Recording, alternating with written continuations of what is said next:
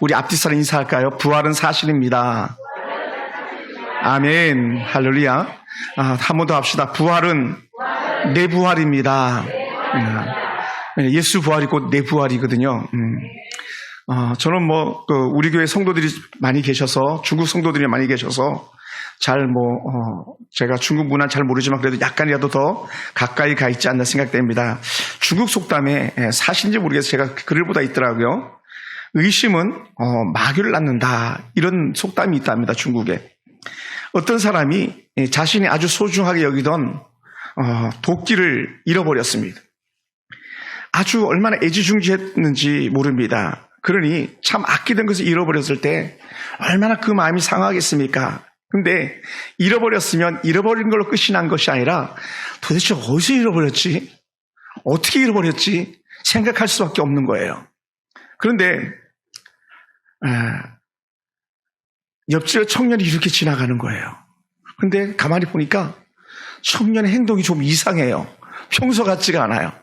평소 같으면 손이라고 흔들고 인사라도 하고 지나갔을 법한데 오늘은 유독 그냥 휙 지나가 버리고 마는 거예요. 그러니까 갑자기 무슨 마음이 들었을까요? 옳거니 저놈이 우리 집 도끼, 내 도끼를 가져갔구나. 이런 생각이 들기 시작합니다. 근데 물증이 없잖아요. 증거가 있어야 도끼를 내놓으라든지 말든지 하죠. 그러면서 수일이 지나갑니다. 보면 볼수록 그 청년이 더 의심스럽고 행동하는 것들이 괘씸하기도 했습니다. 그런데 중요한 거는 물증이 없는 거예요.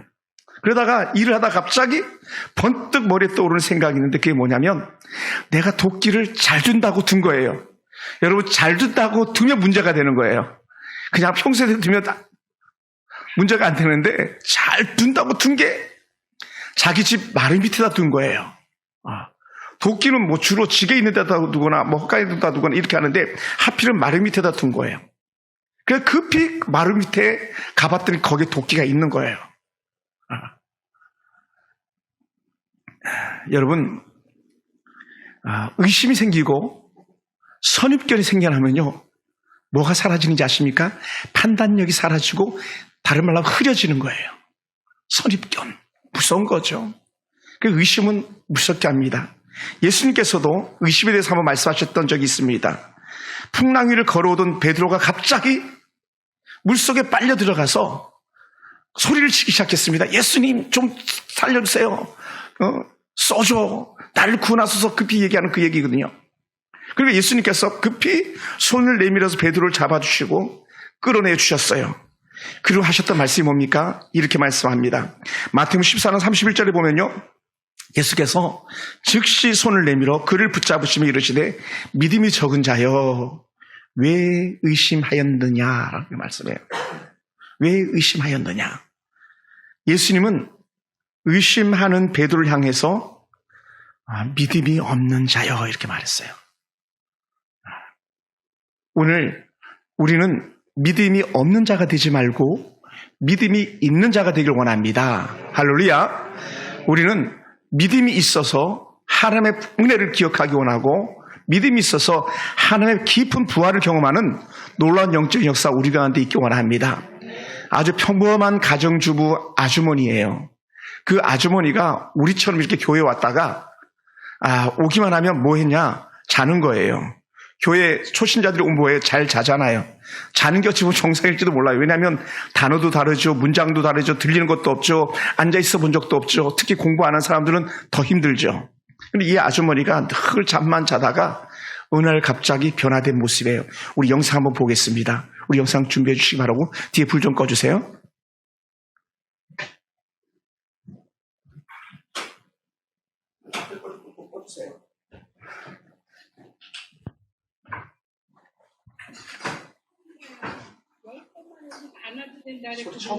그때는 성당에를 내가요 이 교회에 우리 작은 딸 선미가요 10번만 오고서 안아도 된다 그랬거든요. 그때는 성당에를 다녔어요. 그리고서 이제 와가지고 10번을 왔는데요. 그 다음에 와가지고서는 보니까 한 달쯤 돼서예요. 아니 목사님이 예수님이 십자가에 못 박혀 죽을 적에 나도 죽고 또 살아나실 적에 우리도 살아서 보좌 우편에 앉으셨다 그러시더라고요. 그리고 우리 죄를 위해서 죽고 사셨다고 그 말씀을 듣고 내가 얼마나 감격을 받았는지요. 그날 저녁에 너무 힘들었는데 1시간 교제 받고 갔습니다. 그 다음에는 교회 와가지고요. 저 중간에서 잤어요. 그러니까 창피해가지고 참 맨 뒤에 가서 잤거든요. 그랬는데 그 다음에는요 안 되겠더라고요. 거기서 자다가 나가니까 한 말도 못 듣는 거예요. 그 다음에는 어느 자리에 와서 잤냐면 중간에 자리에 와서 내가 3년을 잤습니다. 그래서 하나님한테 맨날 내가 기도하고 잤거든요. 뭐라고 했냐면요. 하나님 아버지, 내가 이 교회 왔는데요. 내가 나갈 때 듣는 말씀, 들어올 때 듣는 말씀, 이렇게 보는 말씀이요. 발에서부터 머리끝까지 좀 차고 넘치게 해주세요. 이 기도를 3년을 한 것 같아요. 기도를 할지 몰라서 그것만 했습니다. 그랬는데요. 어느 날 목사님은 그러시는 거예요. 이 말씀을 외우면은 정말 이 세상을 이깁니다 이래요. 근데 난 이기는 걸 너무 좋아해요. 그래가지고 그 말씀을요 종이에다가 이제 적었어요. 한 5장 정도를 적어가지고 시장에 가니까 이렇게 바구니에다가 하나 담고 의자 앞에다가 하나 놓고 주머니에 하나 놓고 머리맡에 하나 놓고 밭에 하나 놓고 이 말씀을 외우는데 그냥 이상하게도요 1년을 외워도 이 말씀을 못 외우는 거예요. 보면은 외우고 안 보면 잊어먹고요. 그래가지고 내가 1년이 되니까 너무 속이 상했어요. 그래서 내가 그랬어요. 성령님, 이제 내가 바본가 봐요. 성령님께서 그러시잖아요. 대학을 나와도 대학원을 나와도 다 초등학문이라 그러셔서 제가 아주 그냥 정말 너무 감사해가지고 난 국민학교도 못 나왔는데 이 말씀을 꼭 외우겠다고 아주 작정을 했거든요. 근데 성령님께서 맨날 좀 읽게 해달라 그러면서 1년을 했는데도 못했잖아요. 그래도 내가 외울 때까지 외우겠습니다. 그리고 1년 반을 했어요. 그랬는데 이 말씀을 그냥 어디 가서든지 아주 자신있게 얘기를 하는 거예요. 여호와의 율법은 완전하여 영혼을 소송케 하고 여호와의 증거는 확실하여 우둔한 자로 지혜롭게 하며 여호와의 교는 정직하여 마음을 기쁘게 하고 여호와의 계명은 순결하여 눈을 밝게 하는 것.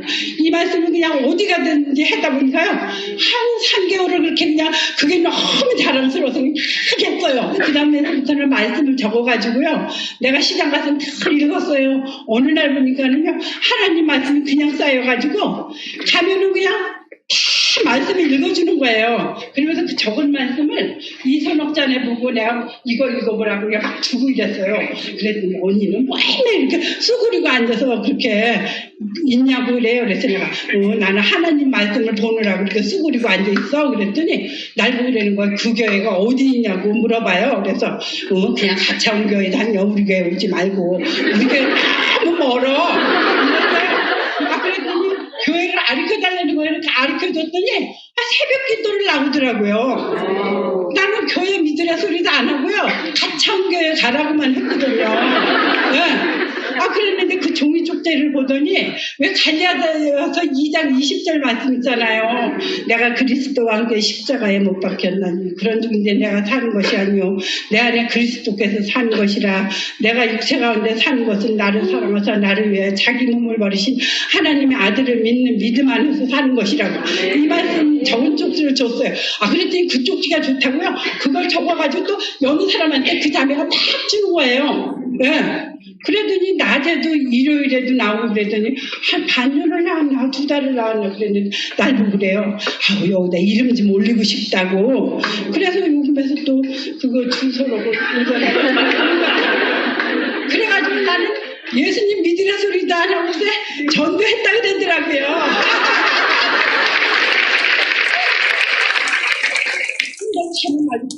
너는 맨날 뭐가 그렇게 이쁘냐고. 너 보면 난 기분 나쁘다고. 나는 죽고 싶은데 너는 왜 이렇게 맨날 이쁘냐요. 그런데 예수님이 내 안에 계시니까 나는 기뻐요. 아직 걔보다 내가 근심을 100배 더 해야 되는데 이 근심을 그냥 예수님께서 딱 가져가시고요. 나는 그 시장에 나가서 맨날 기뻐서 하하하하 웃는 거예요. 그러니까 시장에서 그 언니들도 그래요. 언니가 와야 여기 기쁨이 많다고. 네. 부활을 증거하잖아요. 그러면 어떤 아저씨는 그래요. 그런 말 하지 말아요. 아줌마 정신이 나갔어요. 날 보고 이래요. 그러면 내가 그래요. 그래도 왜 아저씨 예수님은 부활하셨으니까 믿어보세요. 너무 기뻐요. 이러지 엄마 나는. 예.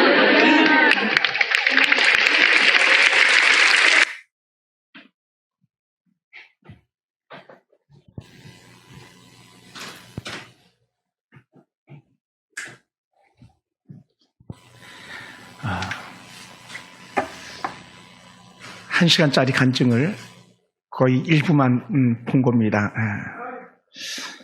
여러분 기쁩니까? 진짜입니까? 성도님이 말씀하신 것처럼 저도 그랬던 것 같아요. 초기 제 신앙 초기에 너무 예수님을 만나고 기쁜 거예요. 그래서 주일날 예배 참석하지 못하는 우리 군대 신우들이죠. 그 병사들에게 주일날 설교 말씀 듣는 거 깨알같이 썼어요. 그리고 집에 와가지고는 엽서에다가 그걸 또 다시 몇 장을 써가지고 이게 오늘 주일 말씀이었었어 이렇게 나눠줬던 그런 적이 있었습니다. 왜요? 너무 좋았거든요. 예수를 믿는 것이 너무 좋았어요. 여러분 어떻습니까? 금방 그 간증은 예수님께서 나 대신 죽으셨다는 그 고백 때문에 너무 좋다고 고백하는 거거든요. 그걸 이렇게 말합니다. 부활신앙이라고 말해요. 사랑하는 성도 여러분, 예수님이 십자가에 달려 돌아가신 지 3일 만에 부활하셨습니다. 부활하신 이후에 여인들과 제자들에게 나타나서 이젠 우리에게도 다시 부활할 것을 약속해 주셨습니다. 그 부활 후에 나타난 예수님께서 제일 먼저 제자들에게 했던 말씀이 뭡니까? 너희에게 평강이 있을지어다라고 말씀해 주셨어요. 기쁨이 충만하면 어디서 나옵니까? 죽으신 평강에서 나오는 거거든요. 우리 하나님께 주시는 평강. 그 평화라고 말하죠. 너희 안에 평화가 있을지어다. 이 평화로다. 그러면서 제자들에게 예수님께서 손과 옆구리를 보여주셨어요. 몰려있는 제자들에게 손을 내미셔서 못자국 난 손을 보여주셨고, 누군가는 그러더라고요. 예수님께서 옷을 드셔가지고 창자국 난 옆구리를 갖다가 이렇게 보여주셨다고 오늘 그림에 이렇게 표현된다 그러더라고요. 어떤 제자는 하도 의심이 많아가지고 본문에 얘기하지 않는 겁니다만은 일부러 예수님 옷자락을 들치면서 정말인가 아닌가 이렇게 봤다고 하는 그런 그림도 있다고 말합니다. 사랑하는 성도 여러분, 이때 예수님께서 다시 살아나는 것을 알고 난 제자들의 모습이 어땠을까요? 제가 볼 때는 너무 기뻤을 것 같아요. 너무 얼마나 기뻤겠습니까?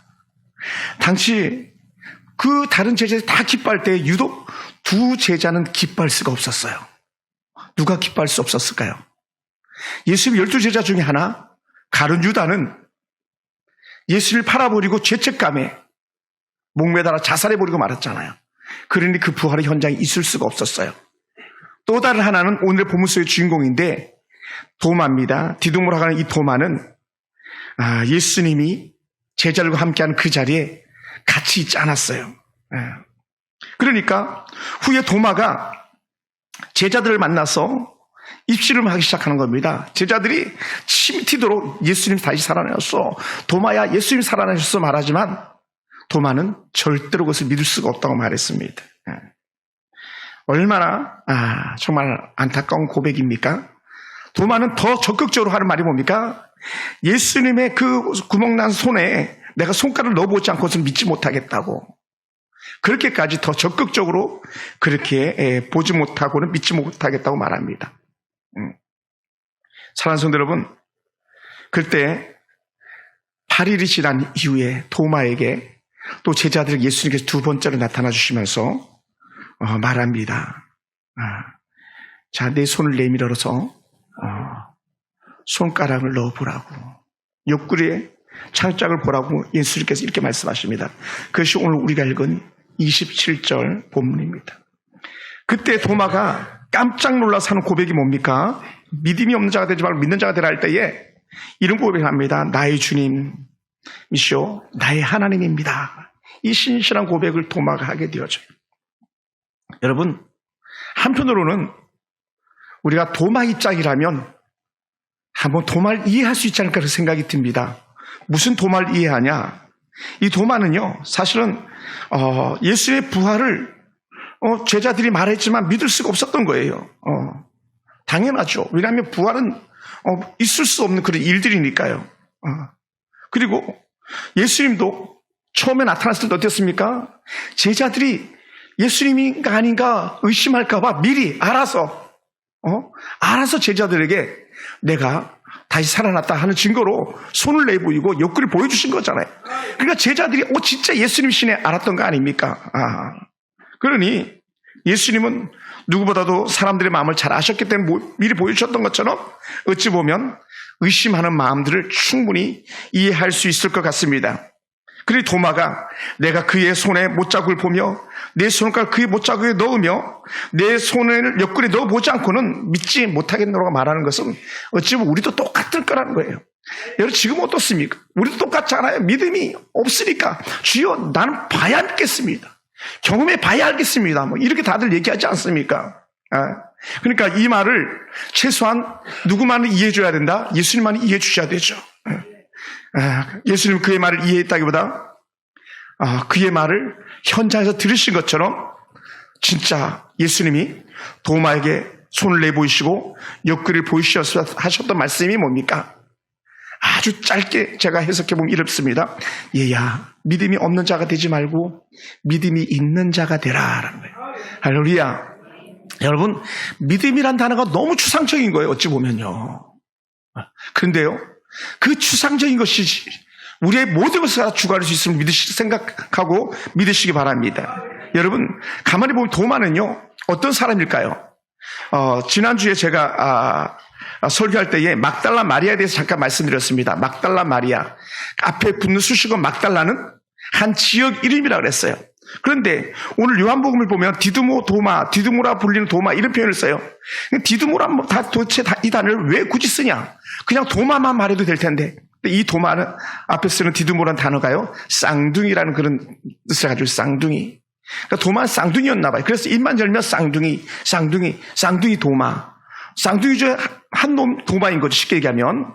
그러니까 그 쌍둥이 도마 이렇게 얘기합니다. 그런데 여러분, 성경은요, 그냥 이름으로 기록하지 않는 이름에 가지고 있는 뉘앙스를 강력하게 우리에게 말해주고 있습니다. 야곱, 속이는 자. 그러니까 계속 속이잖아요. 아브람, 열방의 아버지, 열국의 아비. 이러니까 정말 믿음이 좋은 사람의 대표가 되듯이 이 디두모 도마 쌍둥이에게는 어떤 문제가 있냐?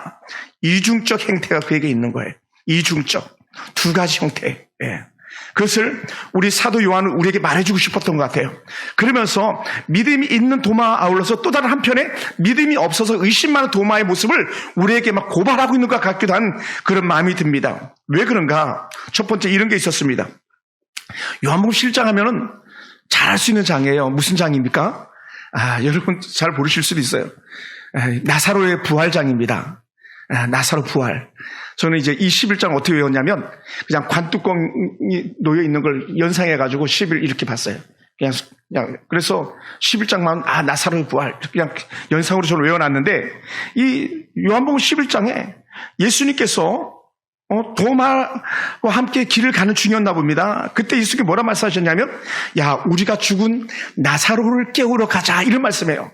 죽은 나사로를 깨우러 가자. 그러면 그냥 따라가면 되잖아요. 따라가면 우리 같으면 그래요 가요 이렇게 하면 될 거 아니에요. 근데 도마는요 동문서답 생뚱한 말을 하는 거예요. 뭐라 그랬냐? 맞아, 우리도 주와 함께 죽으러 가자 그래요. 성경 이 부분을 좀 더 어떻게 표현했냐면 요한복음 11장 16절을 보면요, 디두모라고 하는 도마가, 그러니까 요한이 그래서 계속 디둠을 붙이는 거예요.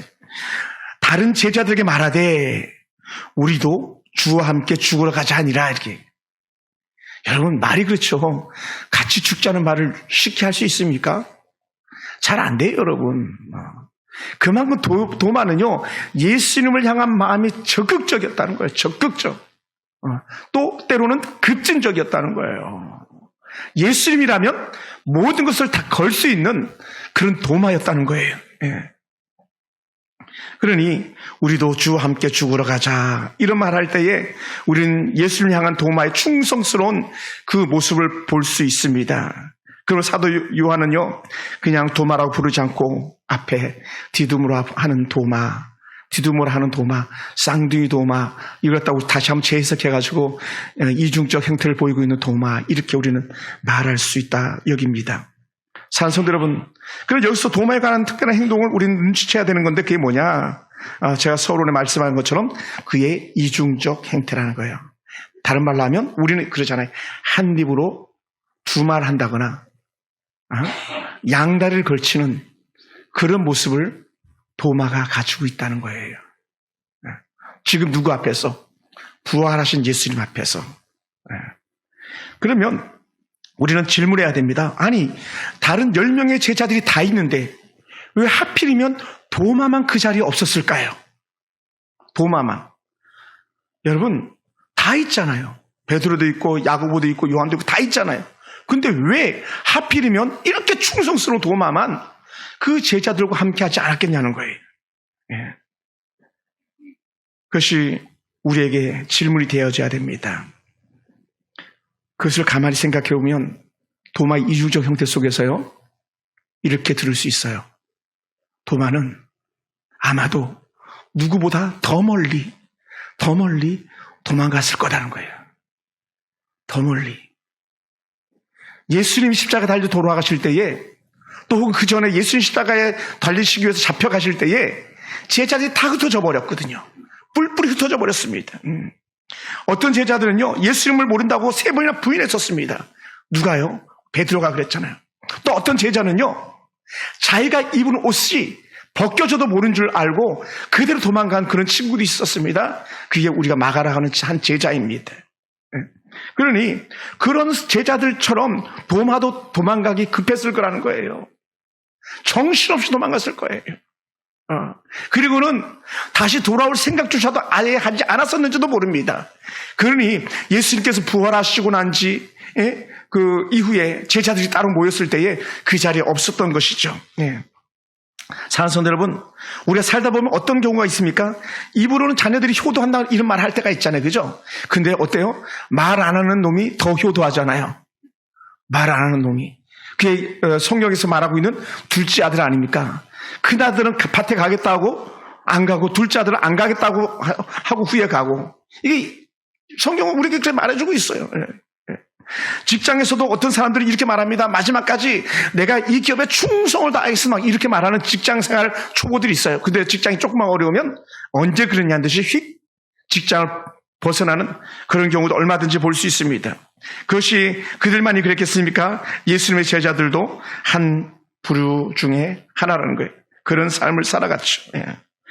정작 회사가 어려움 도망가는 사자처럼 도마가 예수님의 아끼는 제자였지만 그럼에도 불구하고 그렇게 정신없이 도망가는 그런 모습을 우리는 얼마든지 볼 수 있습니다. 여러분, 뭐 그리 흔한 일은 아니지만 우리 교회는 그렇지 않지만 다른 데서 보면요, 교회 안에서도 문제가 있어요. 교회 안에 어떤 문제가 생기면 함께 힘을 합쳐서 기도하면서 이겨내기를 원하기보다는 오히려 문제를 회피하고 언제 그러냐는 듯이 달아나는 그런 예도 얼마든지 볼 수 있습니다. 여러분, 이런 사람들은 우리 모두 이렇게 아마 기억해야 될 것 같아요. 디두모라 불리는 도마 같았던 사람. 중요한 건요, 도마 같았던 사람이 어떤 사람이냐? 변화되기 전에 도마예요. 변화된 이유는 또 달라요. 또 달라요. 사랑하는 성도 여러분, 예수님은 그러므로 누구보다 이 도마를 더 잘 알고 계셨습니다. 도마의 어떤 모습을 알 수 있었을까요? 바로 의심병이죠. 의심병. 의심. 믿음이 없는 도마. 그래서 믿음이 없이 따른 도마인 것을 예수님께서 너무나도 잘 알고 계셨어요. 제자들 그렇게 부활한 예수님을 보았다고 말했지만 믿지 못했던 도마는 예수님을 의심했던 그런 도마일 수밖에 없었던 것이죠. 사랑하는 성도 여러분, 그러므로 도마가 제자들에게 말한 그대로 예수님이 손가락과 옆구리를 도마에게 내보이신 거죠. 봐라. 예수님은 믿음이 없는 자에게 믿음을 갖도록 역사하시는 주님이세요. 그러니까 도마가 의심한다고 도마를 버리지 않았어요. 도마가 의심한다고 도마를 포기하지 않았어요. 보다도 다른 제자들보다 더 멀리 도망갔다고 도마를 굿바이, 난 너 몰라. 이렇게 하지 않았어요. 너무 감사한 거예요. 여러분, 베드로가 믿음이 적다고 책망을 했지만 베드로를 포기하지 않았어요. 이게 은혜인 줄 믿습니다. 할렐루야.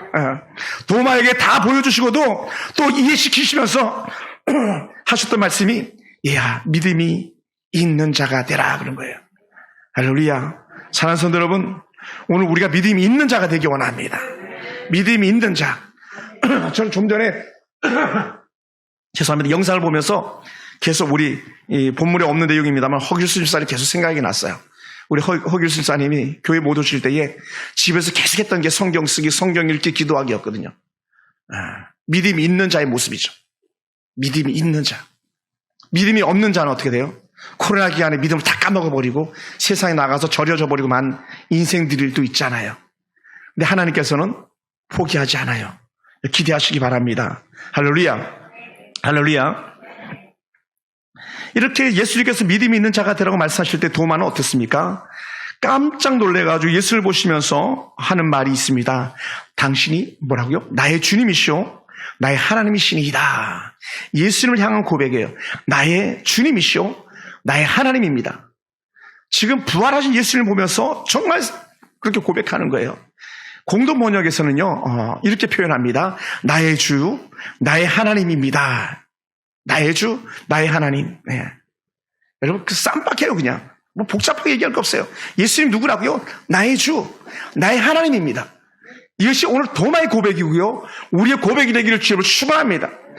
그럼 우리도 아까 간증했던 그 성도님처럼 간증할 수 있어요. 나의 주, 나의 하나님은 우리 중심에 있고 그것이 의심되지 않으면 우리 누구에게든지 언제든지 같은 고백을 할 수 있는 줄 믿습니다. 할렐루야. 그래서 사도 요한은요, 요한복음 전체적 결론이에요. 사실은 21장은 부록처럼 기록되어 있는 거거든요. 전체적 결론을 본다면 이런 거예요. 제가 봤을 때 사도 요한이 전체적 결론을 내고 싶을 때에 도마의 마음을 또 도마의 고백을 결론으로 잡고 싶었던 거예요. 그게 뭐라고요? 나의 주, 나의 하나님. 요한복음 1장 시작하면서 말씀 육신이 되어 우리 가운데 거하시며 우리가 그 영광을 보아 아버지 하나의 영광이요 은혜와 진리가 충만하다, 이런 고백을 시작했는데 그 사람이 누구냐? 요한복음 1장 1절에 그게 결국 나의 주, 나의 하나님, 우리의 하나님이라는 것을 사도 요한은 말씀하고 싶었습니다. 사랑하는 성도 여러분, 오늘 이런 고백이 우리의 고백되기 원합니다. 사도 요한이 예수님은 우리의 주, 우리의 하나님이라고 말씀하고 싶었던 그 고백이 우리의 고백이 되기 원합니다. 그래서 하나님의 말씀을 보면 볼수록, 하나님의 말씀을 들으면 들을수록 우리 입에서 반복적으로 나오는 단어가 있다면 주님은 나의 주, 나의 하나님입니다. 이 고백이 계속적으로 나오는 은혜가 있기 원합니다. 할렐루야. 예수님이 도마에게 하신 말씀이 오늘 우리에게 하시는 말씀처럼 들리지 않습니까? 너는 나를 본고로 믿느냐? 보지 못하고 믿는 자들이 복이 있도다. 복이 있도다. 그러니까요, 제가 원고에 너무 양이 많아서 이렇게 정리하기가 좀 불편하지 않았습니다만은, 이런 내용이 있어요. 전체적으로 이렇게 맥락을 보면요, 예수님께서 부활하시고 나서요, 예수님을 대적하던 자들에게는요, 나타나 보여주지 않았어요. 웬만하면 예수님께서 원수라도 갚듯이 대제사장 앞에 좀 나타나주고 안나스 가야파 앞에 좀 나타나서 나 살아났거든 이렇게 했으면 얼마나 좋았겠습니까? 근데 그렇게 하지 않으셨더라고요. 또 많은 무리에게 웬만해서 보여주지 않았어요. 물론 부활 승천할 때 보여주신 것들을 빼놓고는요, 뭐 더 디테일하게 말하지 않지만 왜 그랬는가? 전혀 그것이 우리에게 위로가 되었어요. 어떤 위로? 우리가 지금 예수님 손가락 못 넣어보잖아요. 옆구리 손 못 넣어보잖아요. 그런데도 우리에게 요구하는 건 뭡니까? 믿음이잖아요. 믿음. 그래서 예수님께서 너는 나를 본고로 믿느냐? 보지 못하고 믿는 자들이 복되도다. 이 고백을 우리에게 주신 줄로 믿습니다. 사랑하는 성도들, 그래서 이것이 우리에게 큰 위로가 됩니다. 우리도 도마처럼 예수의 부활을 보지 못하였으니 믿지 못하고 또 믿지 못하겠다고 할 건데 안 봤으니까. 그런데 예수님께서는 그걸 아시고 우리에게 말씀하시는 거예요. 너 보지 못하고도 믿는 게 복인 거 아니? 또 다른 말로 이렇게 해석합니다. 보지 못하고 믿는 자가 행복하단다. 이렇게. 신앙생활이 행복하단다. 주의 길을 따는 것이 행복하단다. 그래서 그 복되다가 영어로 블레싱이 나오지만 나중에 그게 또 다르게 재해석할 때는 행복하다라고도 번역이 되는 줄 믿습니다. 여러분, 그러면요, 우린 생각해 봐야 돼. 21세기 도마는 누구냐? 지금 내 안에도 역시 디두모라고 하는 쌍둥이의 마음, 두 가지의 마음이 놓여 있을 수 있어요.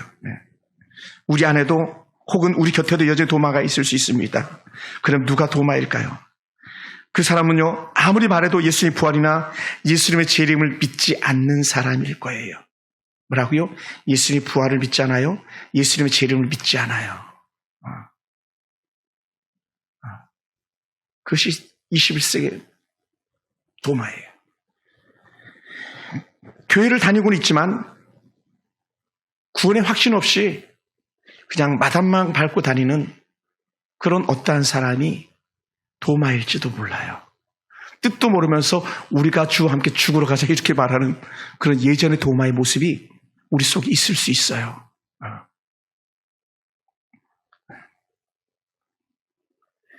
또 어떤 성도는 이렇게 말할지도 모르겠습니다. 그냥 언젠가 때가 되면 알겠지. 언젠가는 알지 않겠어? 이렇게 나가는지도 몰라요. 그게 도마일 수도 있어요. 여러분, 우리가 그럼에도 불구하고요, 잊지 말아야 될 분명한 사실이 하나가 있습니다. 지금 예수님은 우리에게 도마에게 나타나신 것처럼 나타나실 분이 아니라는 거예요. 도마나 제자들에게 친절하게 나타나셔서 봐라, 나 다시 살아났다. 어디 나 좀 만져봐라. 또 어떤 사람에게는 야, 만지지 마라. 이렇게 표현하기도 하셨습니다만은 그렇게 말씀하시지 않는다는 거예요. 또 어떤 사람은 예수님 믿을 때 놀라운 경험을 합니다. 갑자기 아픈 사람이 병이 났다거나 문제가 해결된 건 할 수 있습니다. 그러나 이것도 모든 사람이 아니라 어떤 특정한 사람들에게 일어나는 현상일 수 있어요. 병 났다고 다 낫는 게 아니잖아요. 다 낫는 게 아니거든요. 누구에게나 그런 것은 아닙니다. 만약에 예수님의 부활을 믿지 못한다면 우리에게도 부활이 없는 거예요.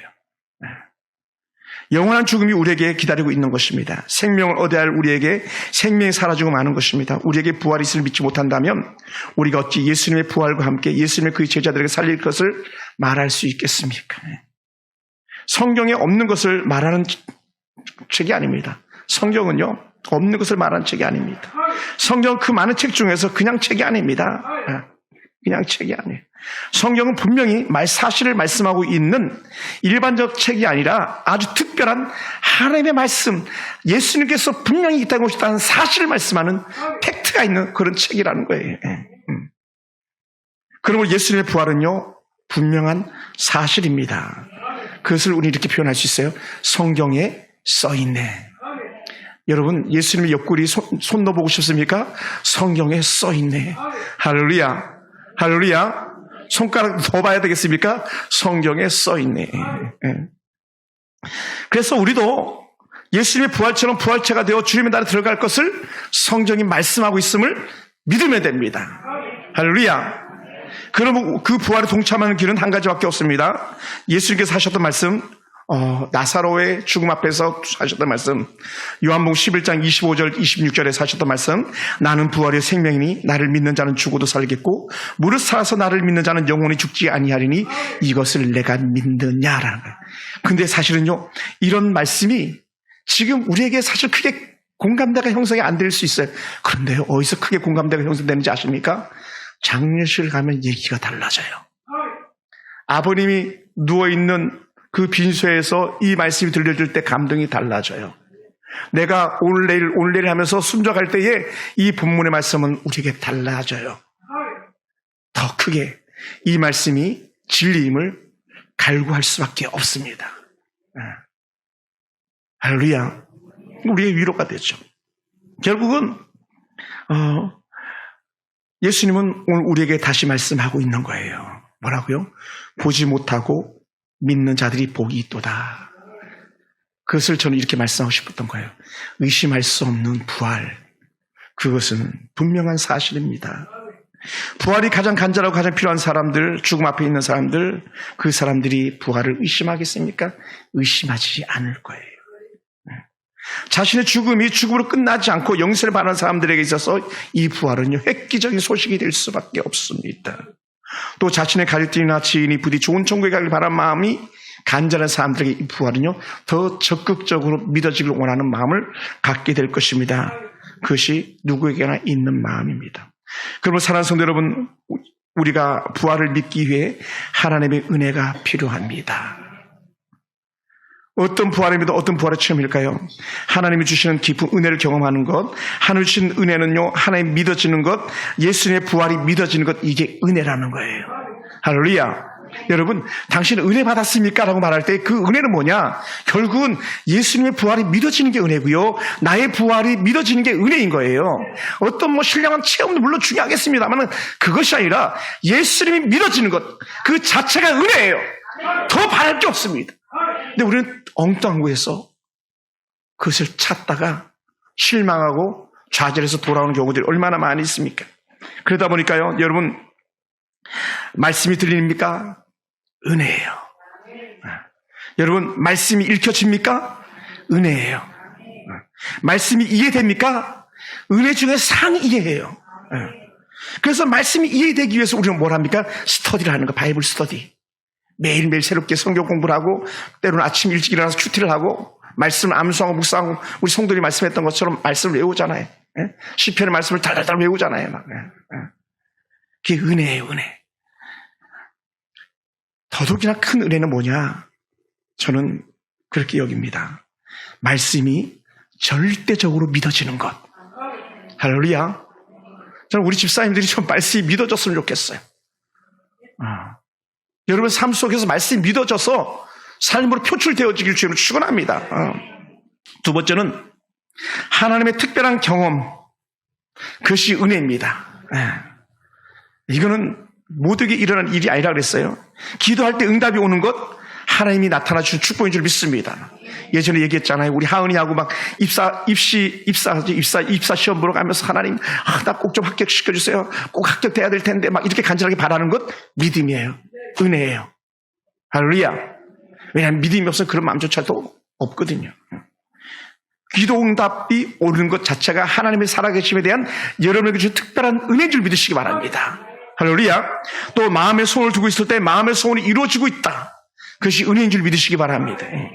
질병이 들었는데 병 낫기를 위해서 기도했는데 나았다. 막 저도 그랬거든요. 병 낫기를 위해서 기도했는데 제 질병이 나았었다잖아요. 그것이 은혜예요. 근데 이게 보편적, 다시 말하면 다 일어나는 일은 아니에요. 특정한 사람들에게 일어날 수 있어요. 특정한 사람들에게만. 그것을 우리는 특별 은총이라고 말합니다. 특별한 은혜. 그리고 마지막 세 번째는요, 주변의 사람들의 간증을 통해서 우리는 하나님의 깊은 은혜를 깨닫습니다. 조금만 관심을 가지고 보면요, 조금만 주변을 돌아보면 하나님의 살아서 역사하시는 것을 간증하는 사람들이 얼마든지 있습니다. 얼마든지 있어요. 춘천의 한 교회는요, 다 간증자예요. 다 간증자. 교회 안에 목사님, 내가 오늘 간증하면 안 되겠습니까? 막 나도 간증하고 싶은데요. 막 왜? 하나님께서 함께한 증거들이 너무 많으니까요. 너무 많으니까. 우리들은 웬만하면 다 꿀먹은 벙어리같이, 옛날에 어른들이 그러더라고. 어려서 꿀먹은 벙어리가 된다고. 저희 사촌 형이 말을 좀 더듬는데, 왜 그랬는지 할 때 어려서 꿀을 먹여서 그랬다 그러더라고. 그래서 좀 더듬으세요. 우리는 하나님 은혜를 말하 그러면 네가 해. 목사님 다음에 하면 안 되겠습니까? 막 그러는데, 근데 하나님의 깊은 은혜를 경험하고 말씀이 믿어지잖아요. 그럼요, 기도하지 말라 해도 기도가 되어지고, 말씀 보지 말라 해도 말씀이 보여지고, 할렐루야. 말하지 말라 해도 영혼 구원에 열심히 생겨날 수밖에 없죠. 제자들이 도마에게 무엇이라고 말했습니까? 부활하신 예수를 만났다고 말했습니다. 이것은 남들이 부활하신 예수님을 경험한 겁니다. 오늘 교회 안에도 하나님 주신 특별한 은혜의 경험을 가진 이들이 많이 있을 수 있습니다. 오늘 저는요, 여러분들이 같은 은혜의 경험들이 일어나길 원합니다. 잠실의 효성교회라는 그런 교회에 김홍량이라는 목사님이 계세요. 김홍량 목사님.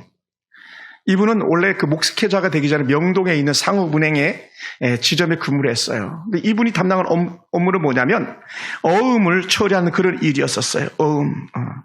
근데 어느 날 어음을 원래 월요일 것까지 어음을 이렇게 돌려놔야 되는데 실수로 주일 것까지만 돌려놨다는 거예요. 그래서 하루치가 피었어요. 그래가지고 월요일 날 아침에 문제를 깨달은 거예요. 가서 보니까 어차 하루를 갖다가 정리를 안 해가지고 무려 6억 9,700만 원이라는 숫자에 부도가 나게 생긴 거예요.